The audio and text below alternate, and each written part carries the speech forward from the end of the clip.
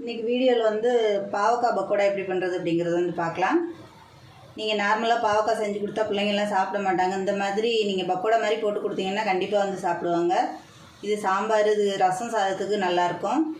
இந்த மாதிரி நீங்கள் விதையை எடுத்துகிட்டு நீட்டாக பாவக்காயை வந்து கட் பண்ணி எடுத்துக்கிறங்க.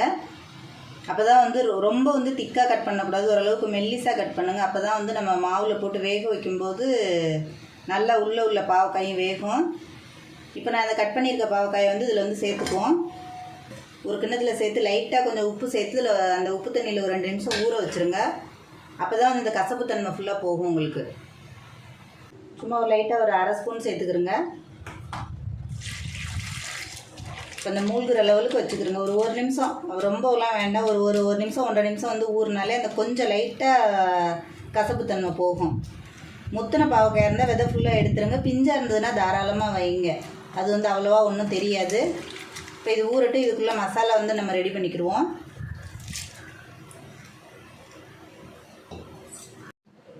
இப்போ இது வந்து ஒரு 2 நிமிஷம் நல்லா ஊறிடுச்சு. நான் இப்போ அலசி எடுத்துருக்கிறேன். அதை வந்து இதில் வந்து சேர்த்துக்கலாம். அதில்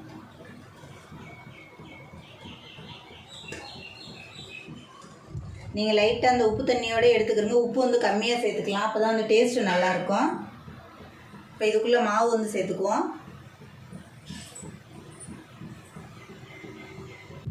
இப்போ நம்ம ஆல்ரெடி வந்து உப்பு சேர்த்துருக்கோம்.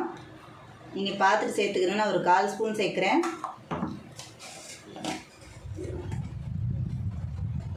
ஒரு 1/2 டீஸ்பூன் வந்து மஞ்சள்தூள் சேர்த்துக்கிறேங்க.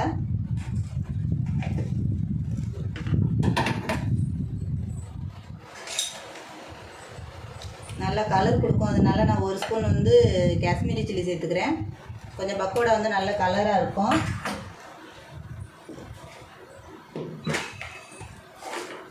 உங்களுக்கு காரத்துக்கு ஏற்ற மாதிரி வந்து மிளகாத்தூள் சேர்த்துக்கிறோங்க. இது தனி மிளகாத்தூள்.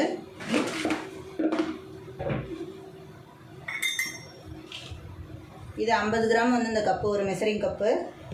அதில் வந்து நான் 2 கப்பு வந்து கடலை மாவு சேர்த்துருக்கேன்.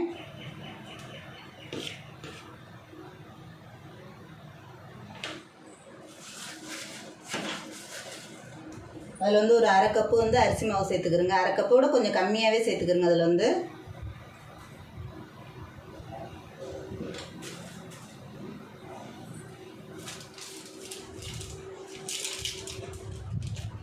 இதில் ஒரு 1/4 கப்பு வந்து கார்ன்ஃப்ளவர் சேர்த்துக்கிறோங்க.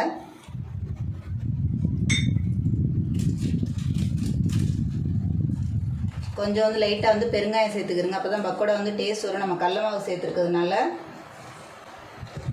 இது எல்லாத்தையும் நல்லா பெசரிக்கலாம். கொஞ்சமாக தண்ணி சேர்த்துக்கணும் இதில்.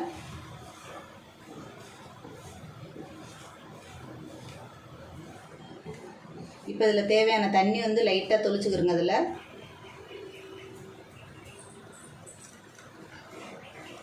நான் கொஞ்சமாக கருவேப்பிலையும் கொத்தமல்லியும் லைட்டாக கட் பண்ணி வச்சுருக்கேன். அதை மாத்திரம் இதில் வந்து சேர்த்துக்கிறோங்க. கொஞ்சம் சோம்பு சேர்த்துக்குவோம், அப்போ வந்து வாசனையாக இருக்கும்.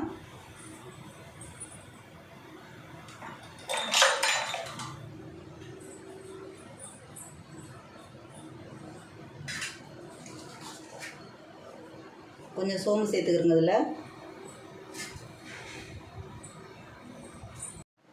இப்போ நான் எண்ணெய் நல்லா காஞ்சிருக்கு. அதில் லைட்டாக வந்து கொஞ்சம் எண்ணெய் வந்து சூடான எண்ணெய் சேர்த்துக்கிறோங்க, ஒரு 1/2 கரண்டி. அப்போ வந்து நல்லாயிருக்கும், உங்களுக்கு வந்து வத்தல் வந்து நல்லா கிறிஸ்பியாக இருக்கும்.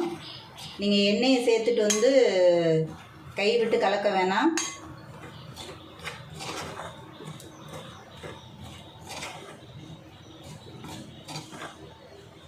இப்போ அதுக்கப்புறம் நீங்கள் தண்ணி வந்து கொஞ்சம் கொஞ்சமாக சேர்த்துக்கிறோங்க, தேவையான அளவு. தொளிச்சுக்கிட்டாலே போதும் தண்ணி வந்து.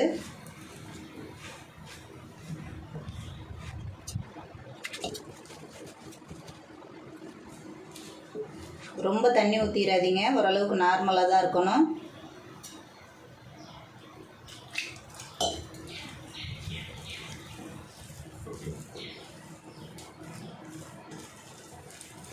நம்ம கார்ன்ஃப்ளவரும் அரிசி மாவும் சேர்த்துருக்கிறதுனால மசாலாவும் உதிராது, நல்ல மொறுமொறுன்னு வரும். ரொம்ப தண்ணி சேர்த்துறாமல் ஓரளவுக்கு நார்மலாக நம்ம பிரித்து போகிற அளவுக்கு வச்சுக்கிறோங்க, போதும்.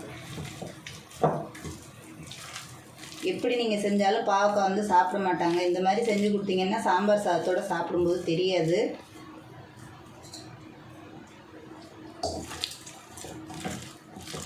இப்போ நமக்கு வந்து இது ரெடி ஆயிடுச்சு. இது அப்படியே பிரித்து ஒன்றா போட்டுடலாம். இன்னும் கொஞ்சம் லைட்டாக தண்ணி இதில் வந்து சேர்த்துக்கிறோங்க. அதை எடுத்து போட்டால் அதில் உதிராமல் இருக்கிற மாதிரி இதை அப்படியே நம்ம எடுத்து போடுற மாதிரி.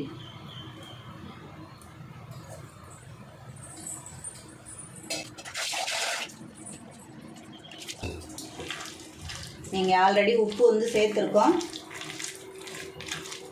அதனால் நீங்கள் வந்து பார்த்துக்கிட்டு உப்பு வந்து சேர்த்துக்கிறோங்க. அந்த காயில் இருக்கிற உப்பு ரொம்ப அப்புறம் இதாயிரும். இப்போ இந்த அளவுக்கு வந்து இந்த பதம் உங்களுக்கு கரெக்டான பதம் பக்கோடாவுக்கு. உங்களுக்கு வேணும்னா பச்சை மிளகா மாத்திரம் கொஞ்சம் லைட்டாக பச்சை மிளகாயும் கொஞ்சம் பூண்டும் வந்து மிக்சியில் ஒரு சுற்றிட்டு பக்கோடாங்கிறதுனால சேர்த்துக்கலாம். நான் வந்து மிளகாத்தூள் வந்து நிறைய சேர்த்துருக்கேன். இப்போ ரெடி ஆயிடுச்சு. இப்போ நம்ம எண்ணெய் நல்லா காஞ்சிகிட்ருக்கு. அதில் வந்து இப்போ தனித்தனியாக எடுத்ததை வந்து போட்டுடலாம். இந்த பதம் கண்டிப்பாக வேணும். ரொம்பவும் தண்ணி ஆக்கிடாதீங்க. ஒரு லெவலுக்கு இந்த அளவுக்கு திக்காக இருக்கிற மாதிரி வச்சுக்கிறோங்க. உப்பு செக் பண்ணிவிட்டு போட்டு பெசரிக்கிறோங்க. இப்போ எண்ணெய் நல்லா காஞ்சிருச்சு.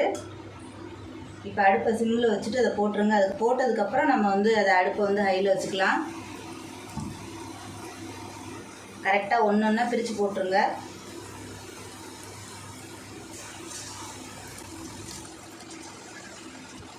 நல்லா ஒன்றோட ஒன்று ஒட்டாமல் போடுங்க. வெந்துருச்சுன்னா அதுவே பிரிஞ்சிடும்.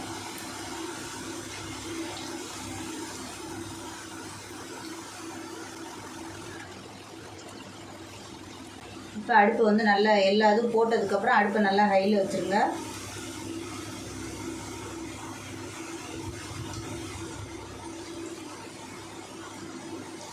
உங்களுக்கு அந்த சட்டியில் கேப் இல்லாத வரைக்கும் ஃபுல்லாக போட்டுருங்க.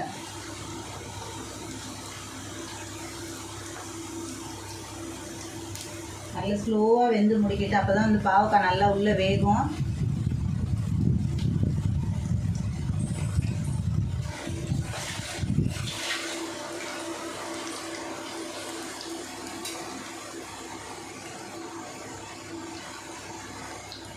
இப்போ எண்ணெய் சட்டியில் இந்த மாதிரி லென்த்தாக அந்த நம்ம எண்ணெய் தடவுறது இருந்ததுன்னா அதை வச்சுக்கிறோங்க. அதை வச்சு எடுத்துவிடுங்க.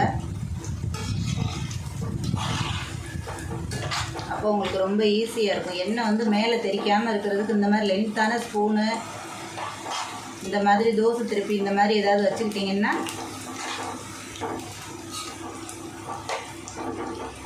எண்ணெய் சட்டியில் வந்து பொறுமையாக தான் எப்போவுமே இது பண்ணணும். இப்போ இது வந்து நல்லா ஃபுல்லாக வேகட்டும். உள்ளுக்குள்ளே உள்ள பாவக்காய் வேகணும் அடுப்பு. அதனால தான் சிம்மில் வச்சு அடுப்பு வந்து வேக வைக்கிறது. மேலே நல்லா கிறிஸ்பியாகவும் அப்புறம் உள்ளே வந்து ரொம்ப கசப்பு தன்மை இருக்கும். அதனால் அடுப்பை சிம்மில் வச்சிங்கன்னா தான் உள்ளே உள்ளது நல்லா வேகும். இப்போ அடுப்பை சிம்மில் வச்சு நல்லா வேக விடலாம். அதை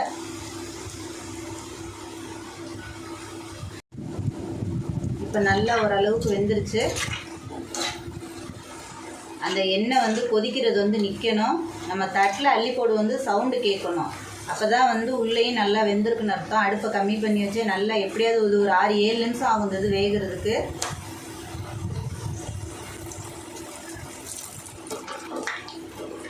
பாருங்கள், ஒன்றோட ஒன்று ஒட்டாமல் எவ்வளோ சூப்பராக வந்திருக்குன்னு பாருங்கள். ஒரே மாதிரி பாவக்காயை வந்து செய்யாமல் இந்த மாதிரி செஞ்சு வச்சிங்கன்னா பாவக்காய் சாப்பிட்றதுக்கும் நல்லாயிருக்கும். அள்ளி போடும்போது இந்த மாதிரி சவுண்டு கேட்கணும். எண்ணெய் வந்து கொஞ்சம் கூட இது வந்து குடிக்காது. நம்ம மீதி இருக்கிற இதே மாதிரி போட்டு எடுத்துடலாம் எல்லாத்தையும்.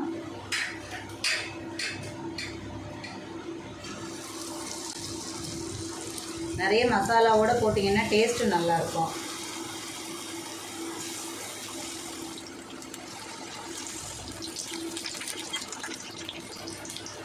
நல்லா நிறையவே போடுங்க. ஏன்னா வந்து எண்ணெய் நம்ம நிறைய ஊற்றிருக்கோம். வெந்துருச்சுன்னா ஒட்டாது, தனித்தனியாக பிரிஞ்சிடும்.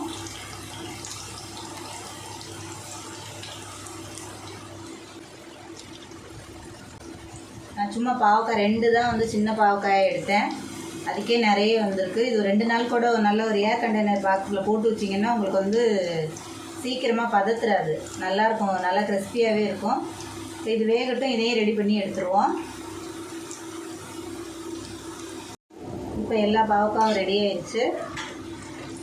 கொஞ்சம் மீதி இருக்குது, அதையும் போட்டு எடுத்துடலாம். இப்போ இது நல்லா வெந்துருச்சு பாருங்கள். நம்ம பெரட்டும் போதே சவுண்டு கேட்கணும். உங்களுக்கு வந்து வேகாமல் இருந்ததுன்னா வந்து சவுண்டு கேட்காது. இப்போ இதையும் எடுத்துடலாம்.